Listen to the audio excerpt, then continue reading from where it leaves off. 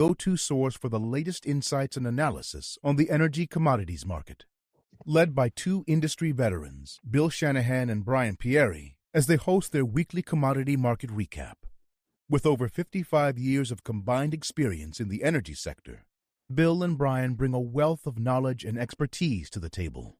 From trading and hedging to finance and optimization, they have seen it all and are here to break down the latest market trends and share their insights. So sit back, relax, and get ready to dive into the world of energy commodities with Bill and Brian on EnergyRogue.com. Hey, here we are. Folks, It is another Wednesday. It's still in January. Last Wednesday in January. that's right. You know And it's pretty dang warm out there right here in Oklahoma. It's 55 degrees outside. Well, you know what? Natural gas, I know we're going to talk about oil today, but natural gas has been on a whirlwind because January has been super cold and February is setting up for super warm. So, Yeah. super warm relative to what a February should be. So, We've seen gas here in the mid-continent with $2 handles and $9 handles within the same week. yeah, So that's just crazy. it is crazy. And when we're talking about natural gas, It took me so long to do so many important things. I mean, talk about so many important things. We have a dollar range in the last week. Now we have two different contracts, but we're not going to dive into that. But we're two dudes setting out with a common goal. Yeah, man, two dudes. So listen, here's what we're gonna cover today. Yeah, it is.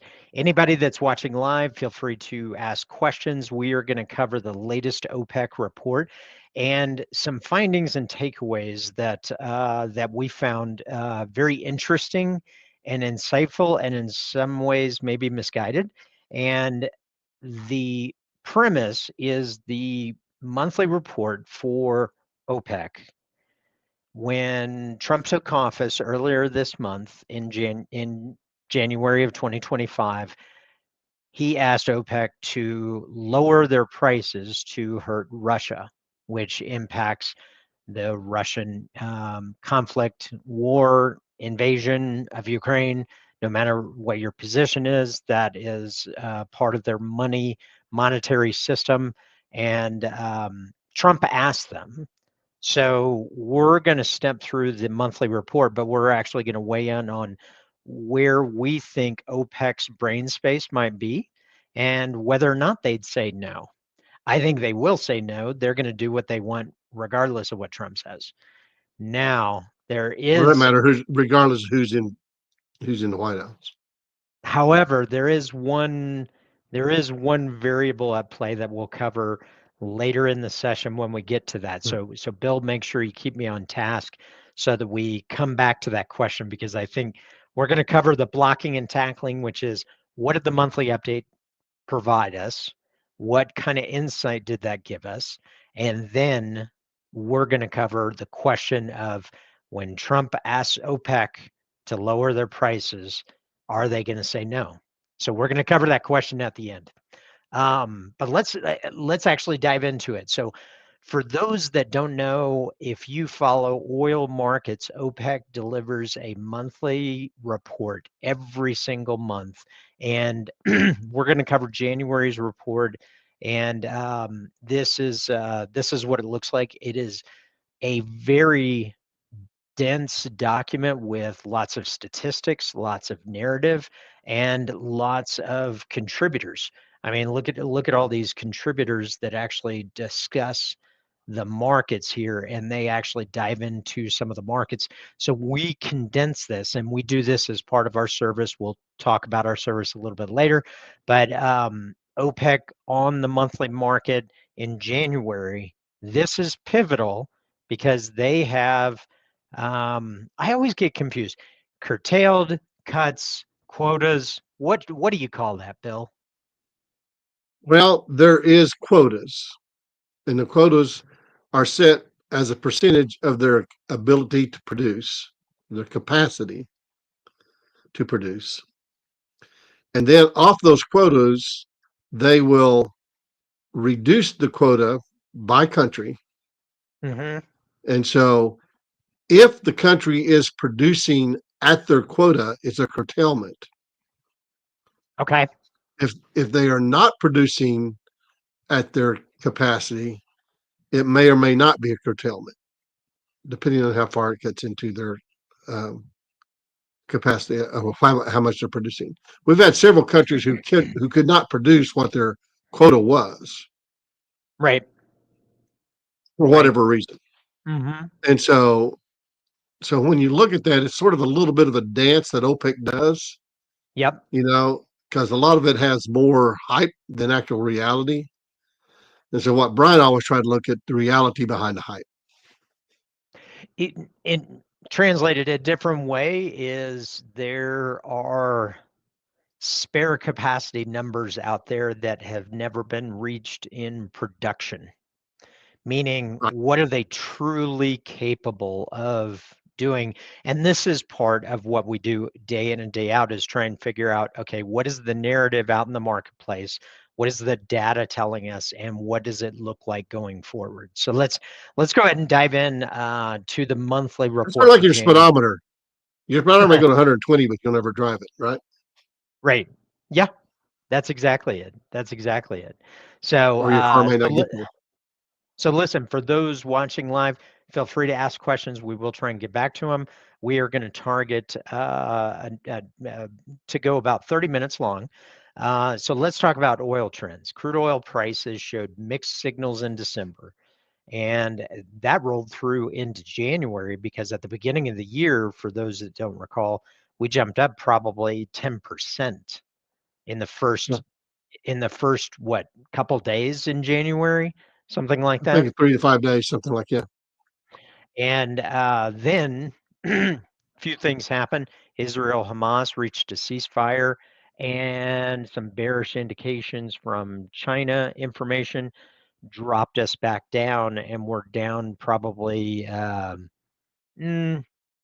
what would you say? Probably we're down maybe 7%. So if we look And over, the other part of that is that they Yeah. were looking at sanctions coming hard on Iran as well, Iran and Russia. Yeah, and I think that's still unfolding. We'll get to that at the end because I think that's part of the key question. And the key question that we'll get to at the end is Trump asked OPEC to lower their prices. OPEC, will they say no? So we'll cover that at the end. Well, I Demand. think what he asked them to do is produce more, so the price would lower itself. Okay. Net effect. Yep. Right. It's the same net effect, but Okay, demand concerns. There's high petroleum product stocks. Now, I will say, I'm going to go in our little handy system here, and we'll introduce this a little bit later. But I do want to say when we look at refined products fundamentals right here, when we look at this time of year, traders and many people are projecting that this is a bearish signal, which anytime you build stocks or storage in a energy commodity, it is relatively bearish. However, two things. This is last January. This is this January. Now, what I will say is that how far we went up is a little further than right here. So we do have some bearish indications, but be cautious of the time of year when you look at a particular headline because it might not show you the absolute, and that's part of the reason that we have all these charts so that we can actually visualize, okay, the 5-year average, which is pictured in green here, the white, which is where we are. How do those sit on top of each other? So while we're increased in, so real back to that. So while we've increased in stocks, we have not hit the 5-year average. right. We're still below the 5-year average at this time of year. Now there is contrasting. There's some bullish sentiment coming out of Asian demand. And this is showing tighter market balances due to declining inventories, and that could provide some support for prices. Now, the global growth, this is a number that has been thrown out from OPEC for 2025, is 1.4 million barrels a day in 2025. What is familiar about that number, Bill? Well, that was what was it the IEA or the EIA coming up with that same number, but they were doing it differently. And the other side of this is that this is not the number they had at the start of 2024 for 2025. Right. Yep. Yep. And it's very similar to some of the numbers that we heard as far as projections for 2024, which fell flat when it came to energy demand growth. There is subdued OECD demand growth, and that the gains are concentrated in the Americas. That's interesting to me because that's also in the Americas where we're seeing a lot of supply. Don't translate that to the U.S. though. We'll get to that later on. Exactly. The Americas is north and south. So transportation fuels, including gasoline and jet fuel, will dominate the growth, the demand growth. And that's when we take a look at particular countries and where they sit. So let's continue to march on. Now the supply, this is what OPEC is saying.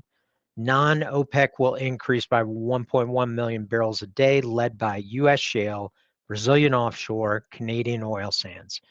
I agree with the last two. I agree with the last two. What do you think? I'm going to say I may agree with all three, only because when they say liquid supply, they include ethane, and that They're thing's growing including faster than the U.S. Yeah, I think you could. The ethane's growing faster in the U.S. than actually crude oil is on a percentage basis. Gotcha. Okay. So the OPEC production decline. OPEC production fell by 14,000 barrels in December, so not really much, to 40 million barrels a day, reflecting ongoing adjustments. Now, again, this is part of the reason that we developed this, so that we could actually track what is actually happening and what this number looks like relative to history. This is where we've been, which is updated through December, because we're in January right now. And what you'll notice is, actually, let's clean this up. I want to take this back in time. So if we go to 2017, this is just OPEC, not the Declaration of Cooperation Countries. But you can see we're down probably about 3 million barrels a day from peak output of OPEC. Now, this is OPEC only countries. So this is where you got to be a little cautious and a little careful as far as that. And this is a cleaner chart that I like looking at, which kind of takes it by country. And you can actually see some trends, and you'll see right here is the COVID dip, right? But holistically, from an OPEC perspective, we're not really that far off. Maybe about 8% down from historical production averages. We don't look at spare capacity numbers. We look at what they have produced in previous periods, because in 2018 and early 2019, we were over $100 on crude oil. So that is actually that means that they were likely outputting everything that was possible during that period. So now let's look at upstream investment. This is important. Upstream investment in non-OPEC countries is forecasted at $278 billion in 2026, higher than 2025. This is interesting because this includes some offshore development and some water development. When we talk about global supply, and when we talk about, this is the viewpoint of OPEC. So this is from their monthly report, which again, if you just go out and search for OPEC, you will find the Organization of Petroleum Exporting Countries, and they have a monthly oil report that comes out every single month, and it's 100 pages or 97 pages. We read through these, we condense it, and take it to tangible information. So hopefully this helps your day in understanding the oil markets. Any thoughts on supply before we move on, Bill? You know, I think the place to watch is probably UAE. Is probably going to be the one who can bring on the fastest. There are some places that got more oil in reserves, but I don't think they can get it to market. You're not you're not including the Saudi Arabia curtailment in that logic, though, right? You're talking about No, absolute new production. yeah, absolute new production.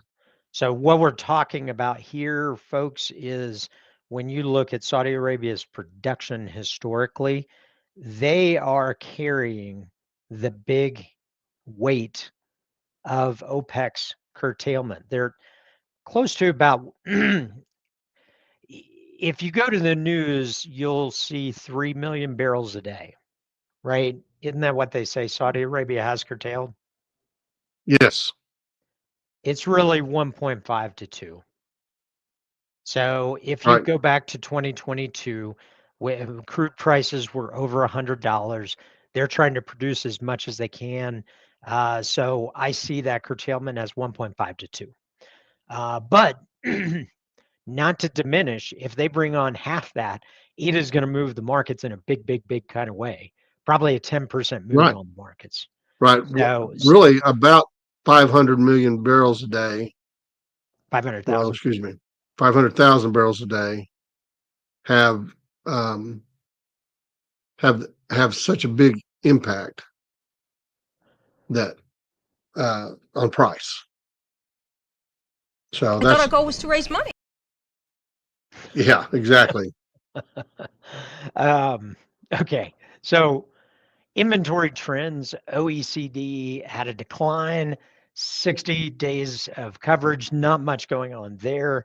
Future demand projections. And now I want to step through this because there's a lot of things coming on, and these numbers are coming from the OPEC monthly report. So please feel free to go out and look at that monthly report. If you don't have time to look through that report, you could consider coming to energyrogue.com. We have two services, Rogue Radar, which is $89 a month, Rogue Edge, which is $179 a month. Rogue Radar provides you with a red light, green light PDF document that gives you, are we bullish, are we bearish on different factors for natural gas and crude oil, daily support and resistance levels, video insights of everything in the energy market. And when I say everything, it is natural gas, it is crude oil, it is refined products, electricity, storage, stocks, rigs, everything, financial, technical analysis. So that's what Rogue Radar gives you, is insight into that. And this will condense 20 to 30 hours of research every single week for you. Now, that is actually, let me actually show you what it looks like. So you get a Monday game plan with a video, and in that game plan, we actually cover what is actually happening in the marketplace with a little narrative, what levels to watch this week, and what levels are going to be important to watch. And we wrap it up with a lot of detail. So that comes out Monday, and then later in the week, we actually do another video, and then you get our Rogue Radar with our red light, green light. This comes out after releases of the petroleum status report on Wednesday and the EIA storage report and weekly production consumption levels on Thursday. So this is what our members get as part of that. And then for those that want to step to the next level, Rogue Edge, which you get everything inside of Rogue Radar, plus you get our dashboard, which packs over 150 charts on natural gas, NGLs, crude oil, refined products, electricity, rigs, storage, stocks, everything that you want to know about the business. Plus, you get access to our Discord community where we are actually interfacing with our community about their trade ideas, what is actually happening, and we cover this every single day as far as the latest news. So you get the dashboard, you get Discord, which gives you the community plus Q&A with our team of energy experts. Plus, we are in beta testing on the AI energy trading co-pilot. You just fill out a short form and it is going to give you the roadmap for the week. So, and then of course we cover technicals and we cover everything that is actually happening. Most of it is condensed in the videos, but $89 a month saves you 20 to 30 hours of research every single week. $179 a month actually gives you insight into your strategies. So we would love to see you. We're in 5 different continents. I lost track of the number of countries, but we would love to see inside. If the energy markets matter to you, consider joining us or send us some questions or drop us a like and drop us a question and we will try and get back to you. So any thoughts on that before I move on, Bill? You know, from time to time, we do get calls from people who just want to break it down in simple, and we try to do our best to do that. So, and here's the thing is that a lot of people look at energy and they think, what about the data? It's not what about the data, it's how to analyze it. In other words, when we were talking about OPEC and when we were talking about supply, this is what's important here. Just with a few clicks of the button, and I scroll down, you'll see that when we look at OPEC, what matters is from here to here. What is that delta? And what does that tell us?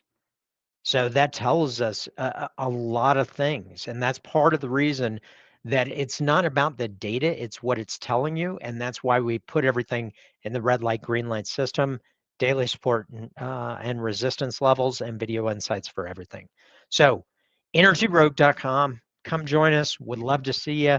And I think commercial over. So for those that Are you listen to sure? the commercial, What? So what makes us different than everybody No, else? because they wrote detailed proposals, and you sent a YouTube clip of the guy from Jerry Maguire saying, "Show me the money." Yes, that's exactly it. So let's get back to the future demand projections. So in the year 2022, our total demand was 99.7. Now, a couple things in 2022. That was after COVID. We were still recovering. And something interesting was happening during 2022, which was rapid inflation combined with a backlog of orders. So this is actually what created a lot of the demand for 23 and 24. So you can't look at one year and say, well, the trend is definitely up, because all 3 of those years are part of the COVID recovery. 2022, we had a lot of inflation and a lot of order backlogs. 23 and 24 were catch up. And 24 got sluggish on the economy, mainly because there wasn't a lot of new orders in 2023 as companies and individuals were suffering from inflation. So now, fast forward into 2025, 105.2 million barrels a day.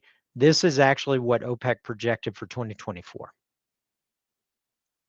In 2023, they projected that we would be at that level. We fell short. Now, there's a lot of reasons why. I'm not saying that they're wrong because they missed the mark. China numbers were very disappointing, which surprised a lot of analysts. There's been a, what would you call it, a silent recession, Bill? Well, it's only silent because it's not being reported on. Everybody sees it. It's pretty obvious.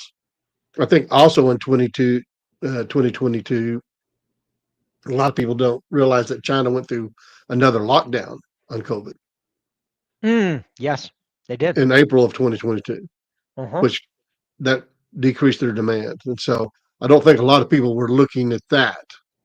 Right. And so there's some nuances into this that you have to understand is that, I hate using that phrase. If always call me out if I say you have to understand, because you don't have to understand anything. But if you're trying to look at all the things that are happening, that's one of the things those are some things you need to look at to make sure you're interpreting the data correctly. Right. And so China has not come back as high as we expected it to. Now realize that China is still growing at 2 times the rate of the United States. Is it Because 2 times? because our GDP growth is right at 2%. Theirs is at 4.5%. Oh, wow. But our economy is much larger. So while they're growing larger in percentage and absolute money, we're growing far greater than they are. Yeah. Well, And so and that's actually saying something. So there is some interesting things in the OPEC report, and we're going to actually dive into those, such as when we look at the crude oil production. I want to look at a couple of things that were standing out to me. This is what is called the Declaration of Cooperation Crude Oil Countries. So these include participants that are not core OPEC. So the definition of what OPEC is has changed a lot over the last 10 years. So, yeah, and it's part of the reason that there's a term. Because it does include. Does include what? It does include Russia. That's the big producer in that group. Well, when you look at the report, it actually spells out who the OPEC members are and who the plus members are, which include Russia, Mexico, Kazakhstan, South Sudan, Oman. So these are participants that are part of this declaration of cooperation. But in 103 barrel a day market, this controls 40 million barrels or more of that market. So this is the reason that crude oil markets focus on OPEC, so that you can understand the supply situation, because if they grow by 10%, now that means that the global crude oil supply has grown by 4% on the total demand. So this is a very important variable to consider. Another thing to look forward to is the balance of supply and demand. If you look at the demand numbers, 105.2 is what is expected. Total non-declaration of cooperation liquids is expected to be 62.7 for 2025. And I'm over on this right-hand side, the second column from the end. You can also see the difference is 42.5. And right now, the declaration of cooperation supply in 2024 is at 40. So there's room in this demand profile to increase supply, but it does also depend on some other countries. And this is coming back to the questions that we were really going to ask. But before the question, or we're going to end with the question, Trump asked OPEC to pump more oil to lower prices. Will they? Won't they? We're going to talk about that after 2 more slides. So world demand and supply. On the demand side, you can take a look. Let's actually just look at these one by one. Americas in 2024 ended the year at 25 million barrels a day. In 2024, expected to be 25.1 in 2025. So not much growth. Then you have Europe, basically flatlined. China, 16.7 million barrels a day to 17. Then you have, where's India? India, 5.6 to 5.8. I'd say that they have underestimated what India is going to do. And Africa, for that matter. Africa shows 4.5 million barrels a day. And we're now looking, I mean, because Africa's not a country, it's an entire Continent, yeah, you're right. continent, which you could fit almost every other continent inside of it, almost. Um, so I would say that when I look at this, if China holds its weight, India and Africa, if they come through with some of the demand that is expected, we could be in for quite a ride on the demand side. What are your thoughts, Bill? I think India is always going to be the big question mark because they are at that growth point as a society where they're going to start needing more and more energy. Right. Yep. You know, and so it's well, all from a population standpoint, there's a massive potential growth story there. well, and the thing is it's the GDP per capita. Right. And if your GDP per capita is below $5,000 Mm-hmm. measured in US dollars, their demand for fossil fuels is pretty low. Right. Mainly because they're still burning wood and dung. Once And you get above when once that you get switch happens, it is going to be parabolic. yes, the curve steepens significantly once you get past $7,000. Right. In the You're US, we exactly right. can't imagine a $7,000 annual, basically it's your annual income. We can't imagine that. Yep. It's just too Yep. low. I think And so you're as they right. move up, you're going to see a significant demand. And I think India has already passed that $7,000 and moving toward, and that means the demand is going to be very great there. Now, India is developing some of their own resources, Yeah. but they're finding that it's almost cheaper to build refineries and import the oil as opposed to finding oil. Huh. And that's going to be a whole new. And China's beginning to do that too. That's why you saw China buy a lot of oil in the $60 You know, range. I had a geologist that explained something to me about China because I looked at a world shale map, and in China there's a lot of resource. If you look at the United States had a shale revolution. Now, if you look at the United States, you can go from the Rocky Mountains to the Appalachian Mountains, and it's kind of a flat in between. You have mountains, flat. And this is how the geologist and petroleum engineer it translated it. Said if you look at that, you can drill in North Dakota, you could drill in Oklahoma, you could drill in Colorado, you could drill in Kansas, you could drill in any one of these, Texas, you could drill in any one of these places. The application of how you approach it is about the same, with different nuances for different areas because you have more crude, more gas, but the approach is virtually the same. So we can do the same blueprint over and over and over and over and over. You move it 50 miles, you do the same thing. Maybe you go deeper, maybe you go longer, maybe you use more proppant. There's other things at play. In China, the landscape is so chopped up, for lack of a better description, meaning that there's places that look mountainous, and then you have a short section of flatland, and then more mountains, and then more hills, and then more mountains.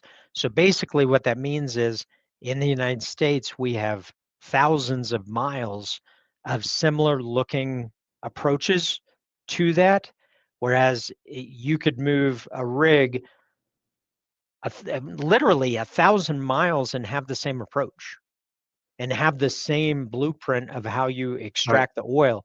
But in China, you go 5 miles and you're going to have to change your setup because it's a mountainous region versus a flat region. So I'm not a geologist, but that really spoke to me to where it's going to be harder for China to develop those resources based upon that as a basic premise. So I look at it this way: in the U.S., our biggest deterrent to finding resources and developing our resources is regulatory. In China, it's geographic. Right. Now, it doesn't take long to figure out laying pipelines over the mountains is not cheap, and there's a lot of things you have to overcome. And then if you do not have a good electrical infrastructure or any kind of infrastructure at all, it's almost impossible. Right. And so, but they can build refineries on the coast and move everything by wheels. Yeah. So they can truck what they need most to wherever they need to go, or they can put it on a train. So I think that's the difference between China developing their resources. Now, that is strictly a technological thing they have to overcome. And most technological things eventually become overcome. People don't that is realize very true. It hadn't been that long ago, 150 years ago, we were riding horses. Well, and what is the DeepSeek is rattling a lot of AI markets, so that is actually interesting. It's coming out of China, and many are projecting that it consumes way less energy and gets to the answer quicker. Not recommending that you utilize that, but I would say that there's some interesting things coming out of China, but I would counter that with a lot of the work from Peter Zeihan, who has a lot of articulation that because of population dwindling in China, that we're going to see a contraction. And much of the world, that is actually very big economically, because much of the world has been on the back of China for the last 10 to 15 to 30 years.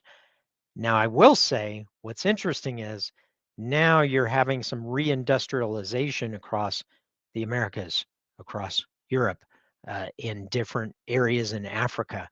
So that means we're going to have a little bit more of a disaggregated model of tracking economic growth and crude oil growth in the future as opposed to today. So there's a lot of interesting things that Peter Zeihan brings up. I think one of the most important ones is that when he talks about that the U.S. has been the sheriff of the seas, and most stuff has been able to travel without any problem because of the U.S. Navy. And as the Navy, if the Navy pulls back their policing activities, that this could really upset international commerce and actually raise the cost of things because of the losses would go up. So there's a lot of things. So it all comes back to this: if you're thinking things are changing because of one thing, you're actually being a little bit naive. It's part of the reason that when people look at our service, they're like, well, what data do you have? It's not about the data. It's about the whole story. It's about the entire narrative in the marketplace. So, and a lot of people say, well, we're looking at your data. We're trying to figure out. We constantly look at our data too, trying to make sure it's right, making sure everything's good. If we see something on our data that's a bust, we acknowledge it, change it, and talk about it, Right. as opposed to hide it. So, so folks, it's not. I wish it was easy, but the bottom line, if it was easy, everybody'd be doing it. Right. You're exactly And right. so, it's for you need to know where your commodity is going. If you know where your commodity is going, if you know the quality of your commodity, then you'll be able to attach a value to it. And then you will know when you're getting paid whether your commodity is being undervalued strictly off negotiations and not off location. Right. Absolutely. So let's take a look at some things. We're going to cover three main questions, and then we're going to talk about U.S.-Saudi cooperation, because I think that's interlinked with Trump asking OPEC to produce more. So the first is, will UAE bring on more supply in 2025? What's your take on that? Now, No. they've been pushed back by OPEC to take that in 2026. They have the capacity to do it, but if I read the report right, it said that they would not bring it back on until January of 2026. Okay. I think they will get. And now, I'm not a king, I'm not a prince, so the guys can do what they want to. But I think they'll hold it back. Two reasons: one, they want to keep the price up. The other reason is because the U.S. asked them to produce more, and they're just going to say no. Right. Yeah. Yeah. I think you're right there. So, okay. So I think that they will bring on more supply in 2025. I actually am on the opposite What side there. part? When in 2025? Late. Because I Like, originally thought they'd kick it down to like the second quarter of 25. Now I think they're going to now hold I off the whole year. now I think there's a ... here, and the ... is if the first 6 months of data is very soft market wise, they may push it off. So I think they will bring it that's the on if price variable. goes above $80. So second question, will Saudi Arabia increase production beyond the 1.5 million barrels a day of curtailed production? So would they be able to produce more? There's been some news about this. I think they can. Okay, the ability to produce more is there. I truly believe that. Whether or not they do it, if they ask other countries to not produce, they're going to have to not produce, as an example. Right. So they'll have to have another meeting where they allow other to produce. Yeah. Now, I'll be honest with you. The only ones in the original OPEC that can actually produce more than they're doing right now is probably Saudi Arabia and UAE of any significant volume. Right. So I think it's those two people that we're talking about, those two countries.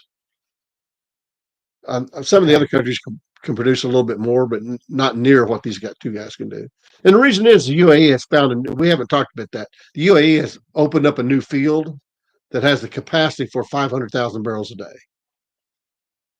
And so what the UAE is saying, that needs to be counted into their total production so their quota can go up. And so that's what they've been arguing about. Okay. Okay. So I think that we'll see a resumption of Saudi Arabian production in 2025. I don't know when. I think the first OPEC meeting is going to tell us a lot. I will say that they're going to match what the demand profile looks like. And let's see. Steve says they count on Russia's cooperation. Yeah, they definitely do. Don't we all? Don't we all? I don't know about don't we all.